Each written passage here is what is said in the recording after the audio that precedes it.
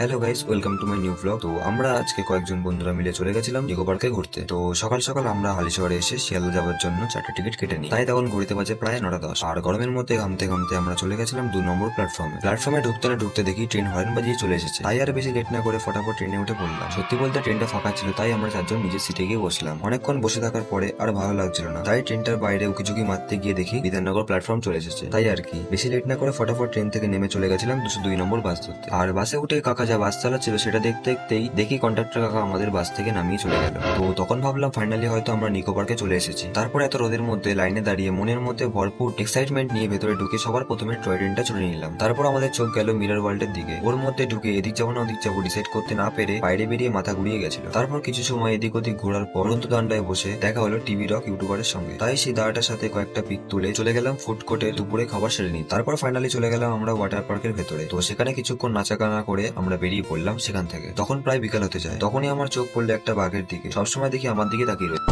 তারপর সেখান থেকে চলে গেলাম আমরা গাড়ি চালাতে। গাড়ি চালিয়ে আমরা ঝুলতে ঝুলতে পুরো জায়গাটার ভিউ দেখছিলাম। তখনই দেখি সন্ধে হয়ে গেল। তাই তখন আমরা 4জন জাহাজের টিকিট কেটে বেরিয়ে পড়লাম সমুদ্র পাড়ি দিতে। যাই হোক, সমুদ্র তো আর পাড়ি দিতে পারলাম না, তাই পুকুরটা চারিদিকে দুবার জাহাজটিকে ঘোরানোর পর সেখান থেকে বেরিয়ে পড়লাম। সেখান থেকে বেরোনোর পর দেখি বাঘটা আবার সেই টেবিলে বসে আছে। তো তাকে ফেলে আমরা চলে গেলাম ঘোড়ার পিঠে হর্স রাইডিং করতে। হর্স রাইডিং করার পর বাড়ির উদ্দেশ্যে আমরা রওনা দিলাম। তো আমি নিকো পার্কে এই ফার্স্টবার আসলাম, আর ফার্স্ট এক্সপিরিয়েন্স আমার খুব ভালো লাগলো। আর হ্যাঁ, তোমরা যারা যারা এই পার্কে আসতে চাও তাহলে তাড়াতাড়ি একটা কমেন্ট করে যাও।